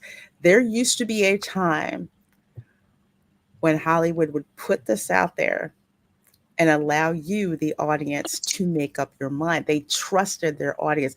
There's been plenty of films that had gay themes in it, but they didn't hit you over the head with it. It was mainly who was cast, number one, and then the story that came out of it. And they weren't throwing it in anybody's face. They were saying, yes, that, there are these particular themes in it. But the overall is that they weren't trying to piss off people. I mean, you have the percentage of people who are just like, oh no, I'm not going to go see it. But overall, they trusted us, the audience, to make up our minds about the art that we saw. These hoes don't trust us anymore. Okay. They No. do not trust us. Why do you think they're just like, if you don't watch this, you're racist. If you don't watch this, you're sexist. If you don't watch this, you're incel, da da da da da, this and everything. And that's why you didn't like it. You didn't like it because it was a show about women. I had somebody tell me that as I was a woman, I didn't like this Agatha because it was written by a woman. I'm like, no, her gender had nothing to do with it. Why are you throwing that up there? I don't care if it was a guy who did it. But this is the situation that we're in now. Artists and Hollywood in general used to just be about money. Put the stuff out there, the actors. Don't say anything inflammatory. Just talk about the freaking film. Yeah, and if it made money, it did. If it didn't, it didn't. And they would kind of revert, change course. If it didn't make money, okay, we know not to do that again. It didn't work, so we'll do something else next time. And they weren't offended by it. It was just like, oh, okay, we know now, and they moved on. Mm-hmm. Yeah, it's like, yeah, that wasn't a real good one. Oh, sorry. Go ahead, Teresa. No, I was just saying, since we were also talking Lord of the Rings earlier, think back to when Lord of the Rings came out. Do you remember any of the actors or Peter Jackson just coming out and saying, "You all suck if you don't like it"? Or I can't even imagine those kind of words that you've been hearing come out of these people's mouths. That's coming out now. It's like, oh, there's just trolls out there, like Peter Jackson going, "Trolls who didn't like when I give you these powers." It's. But that's what we're seeing now. It's incomprehensible. It's really sad to see society actually fall for this stuff, and it's all through entertainment. Whatever happened to, when I was growing up, we were basically told anything you watch on TV, take with a grain of salt. It's fake. It's not real. It's dramatized. It's not intended to be, scripture. What I mean? Like there's a sense of you don't pay attention to it too much. It's just to entertain you. It's a lot of fluff, and I'm just so kind of shocked to see so many people affected by entertainment. And I'm just like, do you guys not know how to know the difference between like reality and like whatever happened to opinions are like assholes? Everyone has one. I think when you have this, I call it the participation trophy mentality. Yeah, like, there's no winners and no losers. Everyone gets a trophy, even though the reality is that you suck. I mean, think about it. When you go back, like American Idol, I know I'm kind of going off the reservation here. Like American Idol, why did so many people hate? Oh my gosh, I cannot believe I had this. Simon. Why did so many people hate Simon Cowell? I won't say so many people. What to say? A certain segment did not like Simon Cowell. Well, he's crass, but he knows the business and he's going to tell you like it is. Yeah. It's like, you can't sing. I'm pretty sure people told you, you can sing, but but you can't. You sound awful. And there's some of them were, I was just like, yeah, he's 100% right. It's just like, don't waste your life with this. This is not, this is not for you. Remember the kid that couldn't sing so bad that he ended up becoming super famous for how bad he couldn't sing? I can't remember what his name is. She bangs. But here's the thing about that. Without somebody like Simon Cowell being honest, he wouldn't have made it so big. I mean, that's literally helpful to when you roll with what you got, you roll with what worked for you. This whole culture comes down to this ideology about this whole thing. I saw somebody post the other day, and it was a post about a particular politician, who said this particular politician has said this about so and so and said this about so and made fun of this and this and this and blah blah blah blah blah. And the whole thing was about quote unquote words matter, right? And the words that the person says that might hurt somebody, might hurt their widow feelings. That's far more important than things like, I don't know, the economy and our safety and maybe not entering into every foreign war that exists and stuff like that, right? So people were saying, oh, the words are so much more important than, the stuff that actually matters. Well, there's a guy named Stephen Fry, and I found this quote the other day, and I love this quote. When I saw it, I'm like, oh my gosh, this is so perfect. Stephen Fry says, it's now very common to hear people say, I'm rather offended by that, as if it gives them certain rights. It's no more than a whine. I find that offensive. It has no meaning. It has no purpose. It has no reason to be respected as a phrase. And then he says, I'm offended by that? Well, so frickin' what? Yeah. It's like I tell people, it's gotten to a point where people feel that they have the right to not be offended.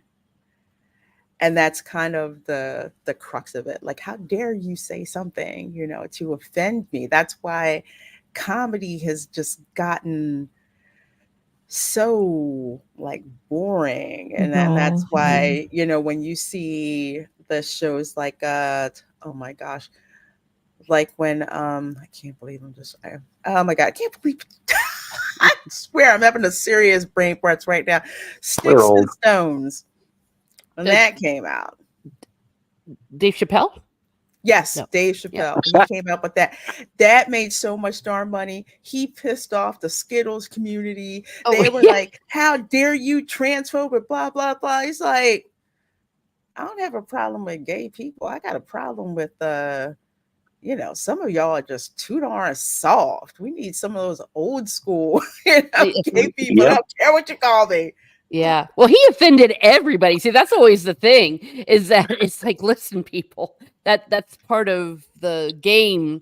But it appears that there's one group, but that tends to be. But I think that's the generation that has been brought up with the internet and social media. They're coming of age now. So the ones that had social media are now in their 20s, and they have been raised on what people perceive of you that you may not have even met is more important than what's the reality right in front of you, because they're so fragile. They haven't been able to internalize life experience, and we all didn't have life experience when we were 18, 19, 20, but we didn't have the internet to try to give it to us or to validate. Like, if I'd have been if I were to sit around and whine the way people whine on social media in real life before we had it, people would just be like, oh my gosh, shut up. We're trying to watch the football game. Yeah. Maybe the words are so important to people because with social media, words are literally all that they've known their whole life, as far as reading and writing the stuff that's on social media, whether it's on Twitter or X or Facebook or TikTok or whatever the heck it's on. They don't, like, people, all they have are those text interactions instead of real life interactions with physicality, with physical people. And I guess in that sense, if those words, those text words become far more real to you. But I grew up in the era where, and I must have heard this, I don't know, a million times growing up, sticks and stones may break my bones, but words will never hurt me. And I was taught that is the way that you have to learn to protect yourself, because it doesn't matter who you are. I may be a straight white Christian male, and I still have reasons of my life of why I am marginalized, especially in today's society, but that has nothing to do with it. Obviously, I'm the most marginalized in today's society, but regardless, every single person, it doesn't matter who you are. When you're 12, 13, 14, you go through that period where there's something about you where you do not feel like you fit in. And we all have to learn how to grow up and deal with that and figure out where we do fit in and not be pulled to one whim or the other, because that's always the age where somebody you typically will get pulled into something bad if they're going to get pulled in. You have to be stronger than that. You have to make those decisions before you ever get to that age that you're not going to get sucked in because, and look, I'm going to say this from my point of view, from my perspective. This is where being a Christian matters to me, is that I was taught that I am a child of God and that all of us are. And because all of us are, we are all equal. But that means that nobody is better than me and nobody is worse than me. And no matter how I feel about myself at the time, my father is God. Your father is also God. And that takes away all of the stigma of any of this other stuff. None of the other stuff really matters because we are all brothers and sisters here on this planet, just trying to get to the end game of experiencing some joy in life. And you do that not by being mean to people, but by being kind to other people, no matter what. And so you don't have to say, oh, this person is this, and so you have to be kind to them. No, you're just kind because you're kind. That's why you do it. And when you enjoy a show, you just enjoy it for the story, because we're in more ways than not, we're all the same rather than different. The differences make us interesting and unique, but they shouldn't make us better or worse. Absolutely. Yeah. Sorry about my rants. I still don't. Okay. Dylan says, I still don't know how the generation that grew up with South Park became uber sensitive. I think what happened with that is you had a generation that looked at it as if, oh, that's not what you're supposed to do, as opposed to the generation that wrote it. Yeah, Gen X. Yeah, We just Gen sit there and X. laugh It's like, at it. we'll just, Like, that's funny. Yeah, like that's that's funny. Like, oh my gosh, the end of obesity. Oh my god. Oh, kill me. Keep showing your abs. Are you doing that? You doing that? You doing those drugs? Yeah, come on up. I'm sorry, that was freaking funny. It's funny because it's true. That's the sad part. Well, not the sad part, but that's what makes something funny. Humor has to have an element of truth in it. And I think because people don't like to see the truth, that's why we're not seeing things that are funny. Mm-hmm. Yeah. And, I grew up Catholic. I'm still Catholic. And, everybody knows Catholics, we get hit with a lot, Oh, yeah. and you got to laugh at yourself. Like you can't be so serious all the time. At some point, when I see someone taking a dig at a Catholic, I laugh too, because I'm like, you're not wrong. There's truth to that. And you have to laugh and let it roll off your back. You really do. And I'll say two things. One, the movie Jay and Silent Bob Strike Back. I don't know if you guys saw that movie. Okay. We're on the internet. People were saying all this crazy stuff. And they were like, you know what? I want to go to their house and punch them in the face. So they won all this money at the end. And like, what are you going to do with it? I don't know. That could buy a whole lot of airline tickets. They go flying across country. They have this big, thick thing. They go to this house. This like 12-year-old kid comes out. And they're like, did you say so-and-so and such and such? They're like, yeah. And they went and punched him in the face. And they go to the house. And that's so funny because it's like, you have people who are just raised on words and sit behind a keyboard and just, put words out. But it's like they don't think that there's, potentially could possibly be a consequence of that. Like, oh, hi, I'm so-and-so. You said on the internet, this and the other thing, because I've had that confrontation. Oh, well, I didn't really mean it. Really? Then why'd you write it? Mm-hmm. They're like, I'm like, chill out. I'm just asking you. Just kind of, kind of, just how you wrote it. But speaking of jokes and like with Catholics, I always make this joke all the time. I was like, why is it every time I see a horror movie and there's religion involved, it's the Catholic Church? You don't see a demon possession at like a Baptist revival. I don't know. Why is that?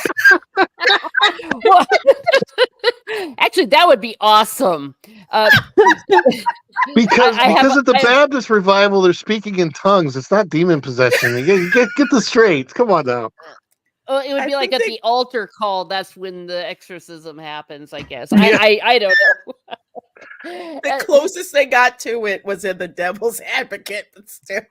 Yeah. Oh man. Well, we are experts on it. We've got the professionals. Y'all got books, artifacts. Yeah, darn right. Hey, we got exorcists. I know exorcists. They're fun. They're the coolest people to hang out with. Yeah, I know one too. Guys.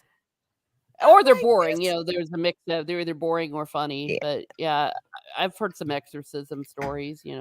Over tea. Well, they got stories, that's for sure. Most of the and they're very lively ones too. Or not. Well, the exorcist I knew that I spoke with the most, he said, listen, my job mainly is just referring people to psychiatrists because that's majority of the time that's what's going on. They just need some mental health. But wow, talk about a digression. But we are getting into Halloween, and I do have a Catholic explaining on exorcism, by the way. So we do. It's like I told this other story. Like I forget one church service I was at, and this guy got up to give his testimony, and he said that he saw The Exorcist and it scared him so bad he got saved. And so I asked my parents, did I watch The Exorcist? And we get out? I'm like, no. Friggin' not. Don't read the book. You think the movie was scary enough. My mom read the book and she's like, she warned me, she's like, you probably don't want to read the book. If you couldn't handle the movie, don't even read the book. Because it might have been Rosemary's Baby for me. Oh yeah, I saw that too. That was nuts. That was absolutely nuts. Some of the movies I got dragged to when I was a little kid were so inappropriate. From horror movies to I don't know how old I was when it came out, but I know that my parents took me with them to the movie when they saw Porky's. That was probably not appropriate for whatever. No. I mean, I may have been 7 or 8 or something. Nice. Things like that, and The Exorcist, and all these. I mean, my parents didn't pay for babysitters. I do remember my babysitter as a kid, but I also remember getting dragged with my parents to go see some things that I probably should not have been seeing at that early of an age. Yeah. And here I am, messed up today. It's all their fault. Blame it on the parent. You see, it's all about your pain, your truth. Yes. My pain, my truth. It's you. I learned it from watching you. I feel your pain. Well, folks, as usual, time flies on this show, on the Spice Lounge. I hope you guys enjoyed watching. Definitely subscribe to my panelists here. Let's start with Teresa. Ms. Martin Muses, can you tell people about your channel and where they can find you and what you have coming up?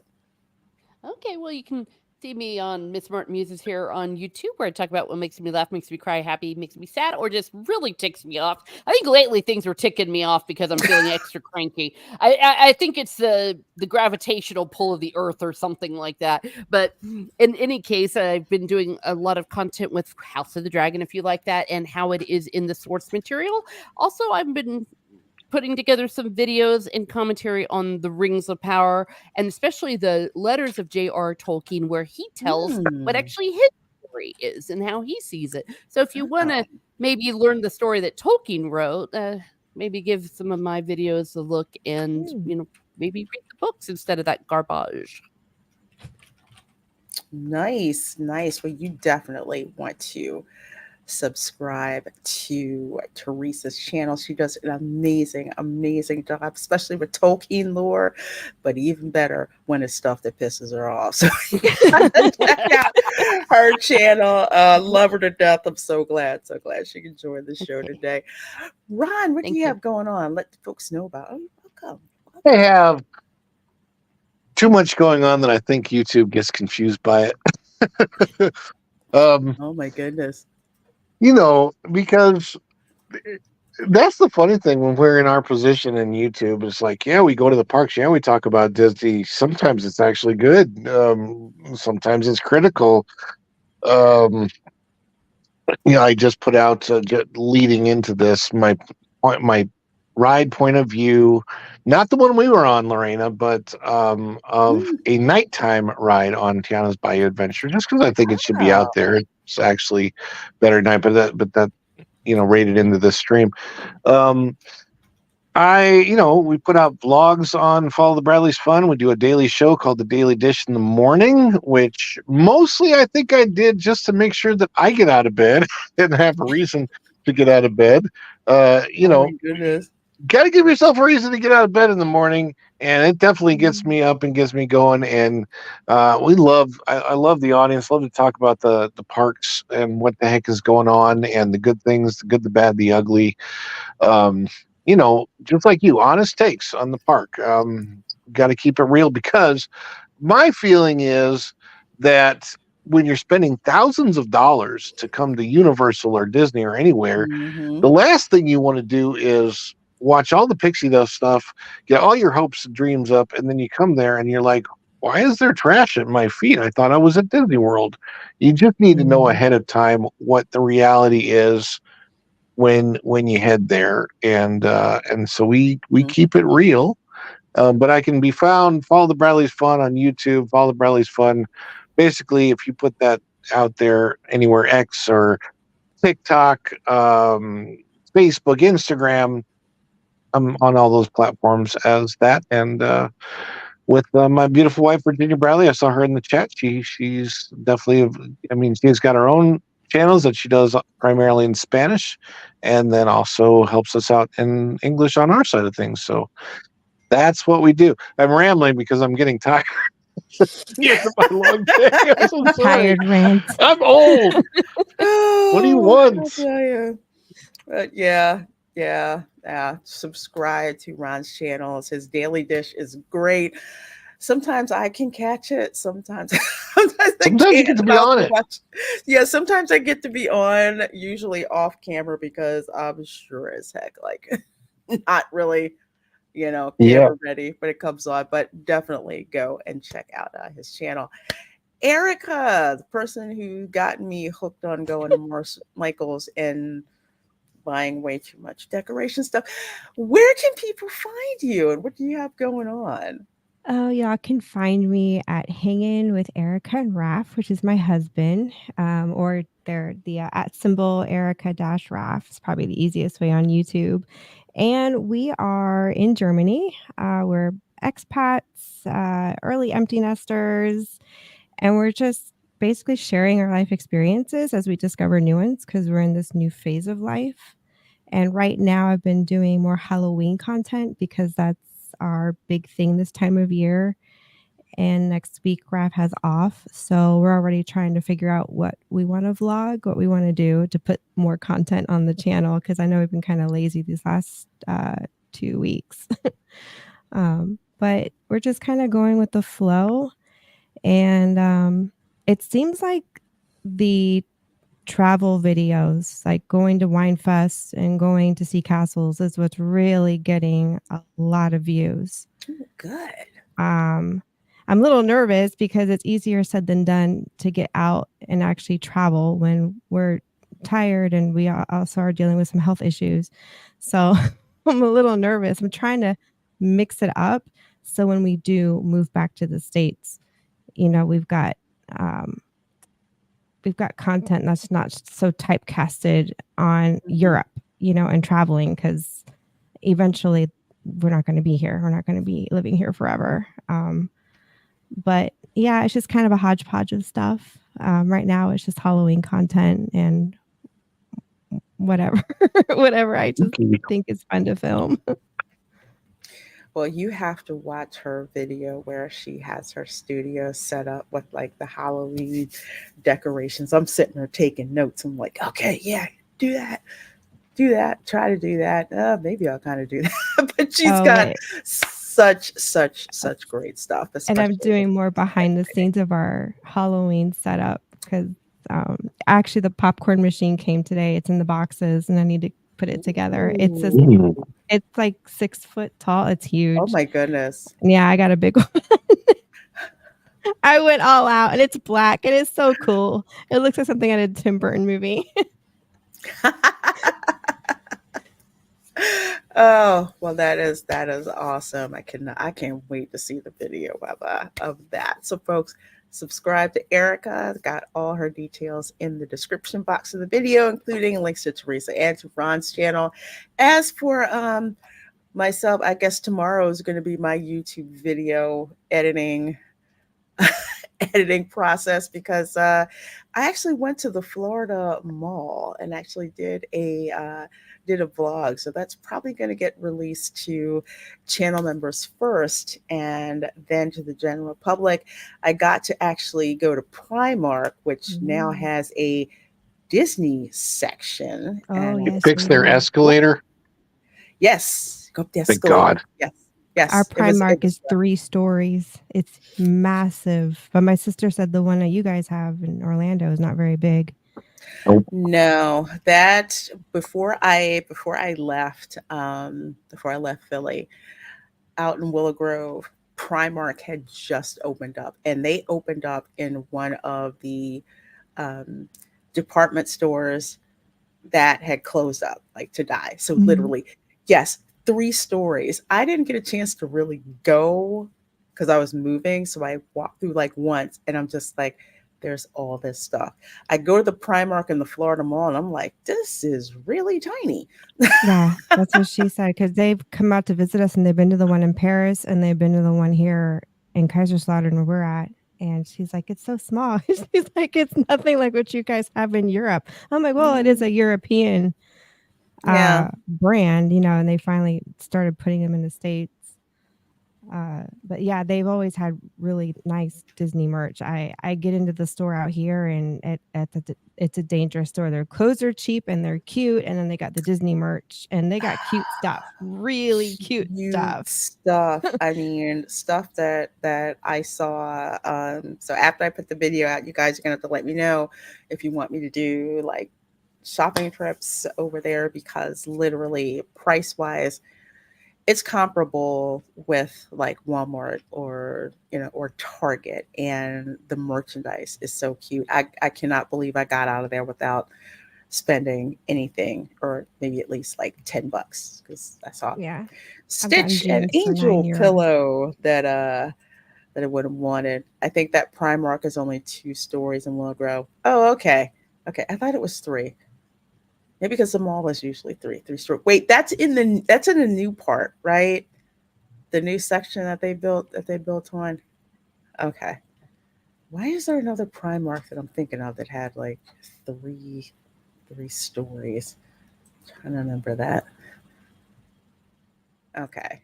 Yeah, we'll go about what too. Yeah, but that Primark is way bigger. This one is way smaller. I think its primary reason for existing is the Disney section, but Florida Mall is a tourist mall, but you guys will find that out later on when I get that video out. But Thursday, if the hurricane isn't too crazy, I will be out at Halloween Horror Nights on Thursday. So walk around the scare zones or check out the tribute store. See the Death Eaters, of course, out there, and just have a good time checking that out. And of course, Saturday morning, 12 p.m. Eastern, of course, is Resort Recon Live, where we recount all theme park news that's out. Loungefly just did a drop of their pre-release for their Christmas items, and I am in trouble.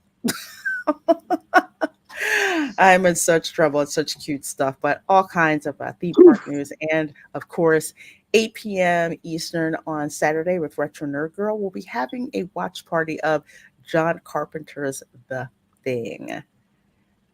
That is a classic. I want to say sci-fi horror, but it's awesome. I haven't seen it in years, so hopefully you guys can check it out along with us.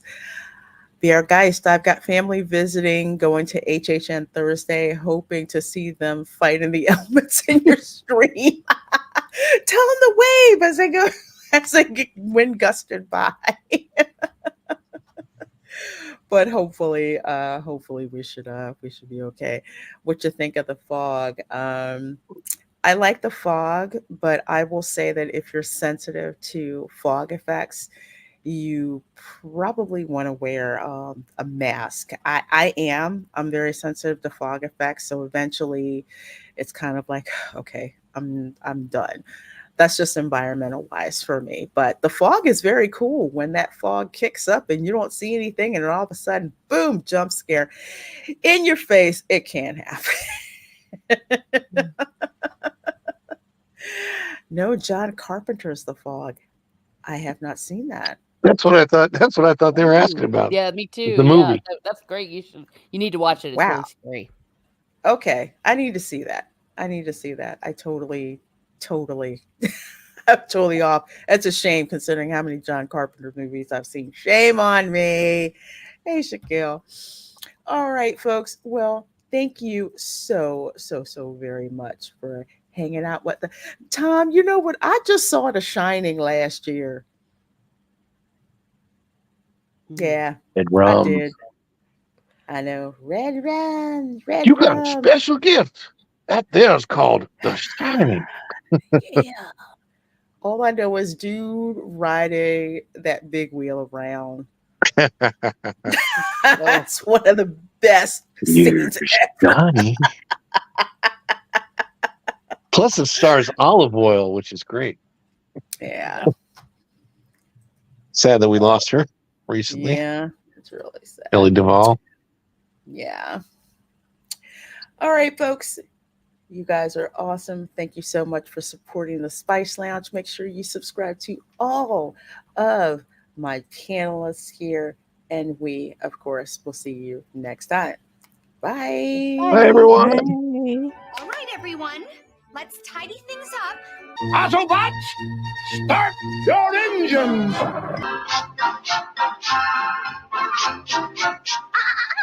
Not under the rug. We'll keep singing without fail. Otherwise, we'd spoil it. Ready, Prime? Let's roll. Hosing down the garbage pail and scrubbing up the toilet. Ooh.